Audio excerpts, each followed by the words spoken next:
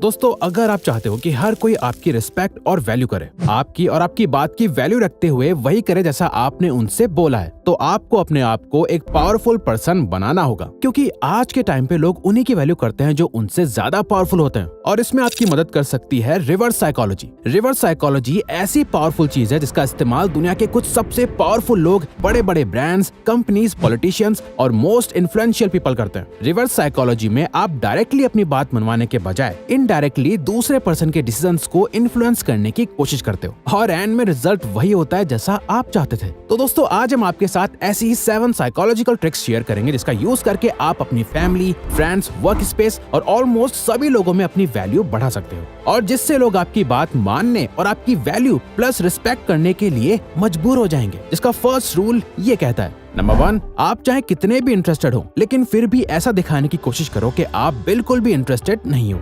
University of Arizona के एक social psychology के प्रोफेसर के अकॉर्डिंग इंसानों में नॉर्मली एक रिएक्टेंस होता है। जब भी किसी को लगता है कि उनकी फ्रीडम उनसे छीनी जा रही है तो वो नेचुरली उसे वापस पाने के लिए उस काम का बिल्कुल ऑपोजिट यानी उल्टा करने लगते हैं जो भी उनसे कहा जाता है। ऐसा कितनी बार होता है, आप किसी पर्सन से बहुत ज्यादा अट्रैक्ट हो जाते हो, आप उन्हें चेस करते हो पर वो तो आपसे ठीक से बात तक नहीं करते। ऐसा इसलिए होता है क्योंकि आप उनके सामने अपने वांट्स रख रहे होते हो। आप उन्हें ये दिखा रहे होते हैं कि आपको उनकी जरूरत है, जहां उन्हें लगता है कि आपके साथ आकर वो आपकी नीड्स और विशेष को पूरा कर रहे हैं। यानी मानो जैसे इसमें उनकी इच्छा नहीं है बल्कि वो तो आपके कहने से आपके साथ आ रहे हैं। इसीलिए उनका ये रिएक्टेंस मोड एक्टिव हो जाता है और वो आपसे दूर भागने लगते हैं। सिमिलरली आपने ये भी नोटिस करा होगा कि जब कोई सेल्समैन आपको कोई चीज बेचने का ट्राई करता है वो आपके पीछे ही पड़ जाता है। इनडायरेक्टली वो आपको उस प्रोडक्ट को खरीदने के लिए फोर्स करने लगता है, तो आप खुद ही ऐसे लोगों से दूर भागने लगते हो। वहीं जो इंसान ऐसा शो करता है कि वो ज्यादा इंटरेस्टेड नहीं है, आप उसी से ज्यादा अट्रैक्ट होते हो। जो सेल्समैन आपको फोर्स करने के बजाय डिसीजन आपके ऊपर छोड़ देता है, आप उससे चीजें खरीदना ज्यादा पसंद करते हो। इसीलिए अगर आप चाहते हो कि कोई आपकी वैल्यू करे तो ऐसे रिएक्ट करो जैसे आप उसमें इंटरेस्टेड नहीं हो। नंबर 2, लोगों को वो चीज ज्यादा चाहिए होती है जो उन्हें डराती है। एक एक्सपेरिमेंट में कुछ लोगों को 2 जार्स में कुछ चॉकलेट्स ऑफर करी गई, जहां एक जार में सिर्फ 2 चॉकलेट्स थी और दूसरे जार में 10 चॉकलेट्स। मगर लोगों ने उन्हीं चॉकलेट्स को ज्यादा अच्छा बताया जो क्वांटिटी में सिर्फ 2 थी, जिससे ये साबित हुआ कि हम लोग हमेशा उस चीज की ज्यादा वैल्यू करते हैं जो क्वांटिटी में बहुत कम होती है। पहला, इसका बेस्ट एग्जांपल हमें तब देखने को मिलता है जब कोई प्रोडक्ट लिमिटेड टाइम ऑफर में होता है, तो लोग ऑटोमेटिकली उसकी तरफ अट्रैक्ट होने लगते हैं और बाय द एंड वो प्रोडक्ट सोल्ड आउट भी हो जाता है। दूसरा, ये कॉन्सेप्ट सिर्फ मार्केटिंग में ही नहीं बल्कि हर जगह अप्लाई होता है। आपने नोटिस किया होगा कि इंडिया में उन कॉलेजेस या स्कूल्स की ज्यादा वैल्यू होती है जिसमें कम से कम सीट्स होती हैं और ज्यादा से ज्यादा कंपटीशन होता है। हम सब इस बात पर बिलीव करते हैं कि जो चीजें हमें मुश्किल से मिलती हैं वो ज्यादा अच्छी होती हैं। मुश्किल से मिलने वाली चीजें हमें ज्यादा वैल्यूएबल लगती हैं क्योंकि लोग किसी भी चीज की अवेलेबिलिटी से ही उसकी क्वालिटी जज करने लगते हैं। अगर आप इस कॉन्सेप्ट को अपनी लाइफ में यूज करना चाहते हैं और अच्छी रिलेशनशिप बिल्ड करना चाहते हैं तो अपनी अवेलेबिलिटी को कम कर दो। यानी हमेशा हर किसी के लिए अवेलेबल मत रहो ताकि उनकी स्कैरसिटी की वजह से आपकी वैल्यू बढ़े। क्योंकि जब आप किसी के लिए अपनी अवेलेबिलिटी को बहुत ज्यादा बढ़ा देते हो तो लोग आपको वो वैल्यू नहीं देते जो आप एक्चुअल में डिजर्व करते हो। नंबर 3, गिव एंड टेक का रूल। रेस्टोरेंट्स में कई सारी स्टडीज कंडक्ट करी गई थी जहां आपने भी ये नोटिस करा होगा कि जब भी आप किसी रेस्टोरेंट जाते हो और जब वेटर बिल लेके आता है तो बिल के साथ कुछ कॉम्प्लीमेंट्री स्पेशल चीज, स्वीट्स एक्सेट्रा लेके आता है। वो कोई ऐसी चीज होती है जो आपके लिए फ्री है, जैसे कभी आपको मीठे में कुछ फ्री दिया या नॉर्मली जहां आपको बिल के साथ फ्री में सॉफ्ट देते हैं। इस स्टडी के अकॉर्डिंग जो वेटर अपने कस्टमर्स को एट द एंड एक मिंट ऑफर करते हैं उससे उनके टिप में 3% इंक्रीज हो जाता है। बट अगर वो 1 मिनट की जगह 2 मिनट देते हैं तो उनकी टिप डबल होकर 6% नहीं होती बल्कि 14% बढ़ जाती है। जहां इस रिसर्च में ये भी देखा कि जब वेटर 1 मिनट देने के बाद वापस आकर एक और मिनट देता है और उन्हें प्रेस करता है या ऐसा कुछ कहता है, for you nice people, here is an extra minute for you, इससे देखा गया कि उनके टिप में सबसे ज्यादा इंक्रीज हुआ जो नंबर 23% तक बढ़ चुका था।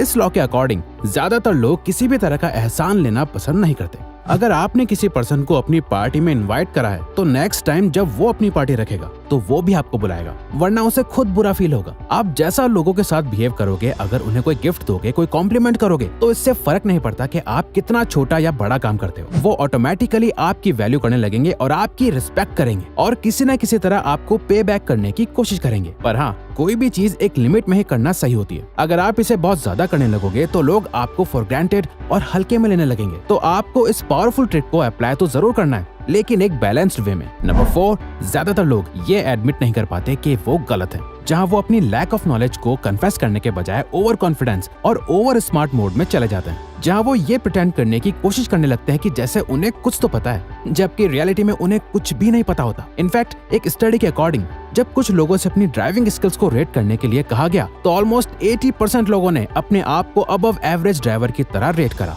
जबकि रियल में उनमें से सिर्फ 49.9% लोग ही अबव एवरेज ड्राइवर की कैटेगरी में आने के काबिल थे। लोग अपनी नॉलेज को इसलिए फेक करते हैं क्योंकि वो किसी भी हाल में खुद स्टूपिड नहीं दिखना चाहते। सो जब उन्हें कुछ समझ नहीं आता तो वो सिंपल हाँ में हाँ मिलाने लगते हैं, या फिर वो अपना ओपिनियन ये कहते हुए पास कर देते हैं कि मैंने ये न्यूज़पेपर में पढ़ा था या इंटरनेट पे कहीं तो देखा था। बट ये एडमिट करना कि आपको इसके बारे में कुछ नहीं पता, आपके पास किसी चीज की सफिशिएंट नॉलेज नहीं है, ये अपने आप में एक पावर है। इसीलिए अगर आप लोगों को ये शो करते हो कि आपको सब कुछ नहीं पता, अपनी लैक ऑफ नॉलेज को लोगों से छुपाते नहीं, तो जब आप किसी चीज के बारे में अपना ओपिनियन देते हो या अपनी नॉलेज शेयर करते हो तो लोग आपको अच्छे से सुनते हैं और आप पर एक्चुअल में ट्रस्ट करने लगते हैं।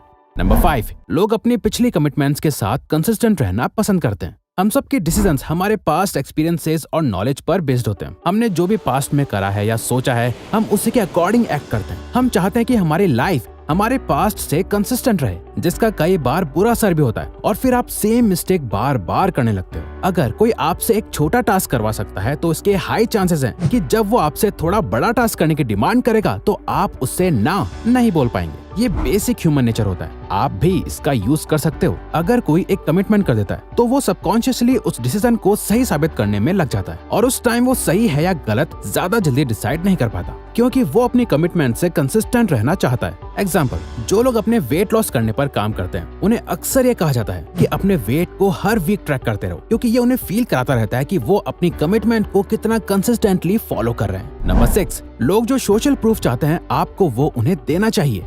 सोशल प्रूफ में हम देखते हैं कि लोग कैसे एक दूसरे को देखकर उन्हें फॉलो करने लग जाते हैं। इसे हर्ड बिहेवियर कहा जाता है। जब हम बहुत सारे लोगों को कुछ करते हुए देखते हैं तो चांसेस ज्यादा होते हैं कि हम बिना सोचे समझे उन्हें फॉलो करने लग जाते हैं। इसमें हम पीयर प्रेशर को भी देखते हैं, जिसमें हमारे आसपास के लोग हमें उस काम को करने के लिए मोटिवेट करते हैं। ये एक तरह का सोशल प्रेशर है जिसमें हमें ये फील होता है कि अगर सब लोग ये काम कर रहे हैं तो ये सही होगा। फॉर एग्जाम्पल, अगर आप ऑनलाइन एक प्रोडक्ट परचेज कर रहे हो तो क्या आप उस प्रोडक्ट को चूज करोगे जिसपे 1 रिव्यू है और 5 स्टार की रेटिंग है, या उसको जिसपे 5000 रिव्यूज हैं और 4.5 की रेटिंग है? ज्यादातर लोग उसे ही खरीदेंगे जिसे ऑलरेडी बहुत लोगों ने यूज कर रखा है। कई बार आपने नोटिस करा ही होगा कि टीवी शोज में फेक लाफ्टर को ऐड करा जाता है, लेकिन बहुत लोगों को ये पसंद नहीं आता। पर स्टडीज ने ये शो करा है कि लाफ्टर ट्रैक के यूज से लोग उस शो को फनी शो की रेटिंग देते हैं। जैसे कि फ्रेंड्स शो को आप देखें तो स्टार्टिंग में लाफ्टर ट्रैक आपको इरिटेट कर सकता है, बट धीरे धीरे उस ट्रैक की वजह से वो शो आपको फनी लगने लगता है। नंबर 7,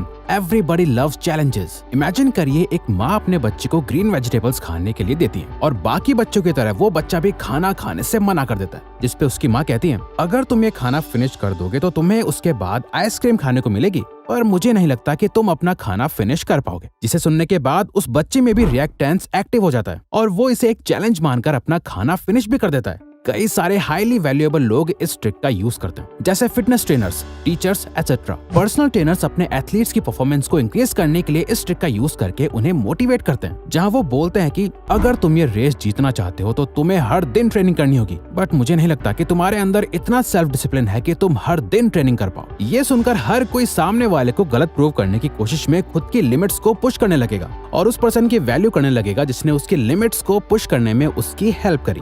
तो अगर आपको ये वीडियो अच्छी लगी तो वीडियो को लाइक और सब्सक्राइब बटन पे क्लिक करके इस चैनल को सपोर्ट करो और बेल नोटिफिकेशन ऑन कर लीजिएगा ताकि आप आने वाली वीडियोस मिस न कर पाओ। Thank you for watching.